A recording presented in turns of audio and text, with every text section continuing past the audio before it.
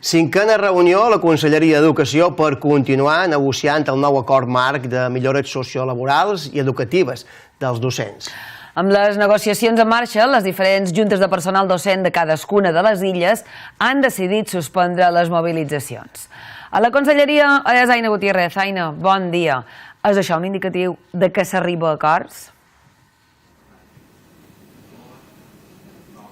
Bon dia, sí, les postures s'acosten a cada reunió que passa. A la d'avui acaba de concloure amb la que, segons el conseller Martí Marques, la darrera oferta de la Conselleria. A banda de les millores en les retribucions salarials i en la creació de la carrera professional docent, els sindicats demanaven a Educació una calendarització de les propostes i des d'Educació les han començat a concretar. Per exemple, a partir del pròxim curs, el 23-24, se crearia un protocol per a les agressions a docents o s'elaboraria un pla d'igualtat, un pla de simplificació de la burocràcia o de climatització de centres. També Educació s'ha compromès a col·laborar amb altres administracions públiques per tal d'intentar donar una solució al problema de l'habitatge a Eivissa i Formentera que fa que no es puguin cobrir determinades places docents a les Pitiuses. També es compromet a una reducció progressiva de les ràtios que aniria associat a un nou pla d'infraestructures,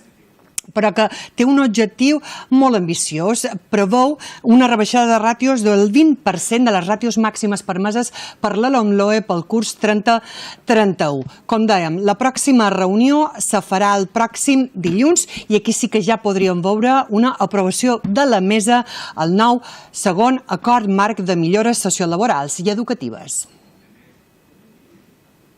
S'han assolit cosetes, algunes més importants, algunes no tant. Hi ha coses realment rellevants, com un pla de reducció de la burocràcia, com el pagament en el 100% en cas de malaltia. El que nosaltres li hem demanat al conseller i al seu equip és que li doni una darrera volta, que faci un darrer esforç per acabar de recollir totes aquestes darreres propostes que avui hem fet arribar.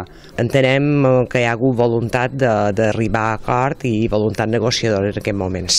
S'han pujat les quanties respecte a la carrera professional en els diferents trams.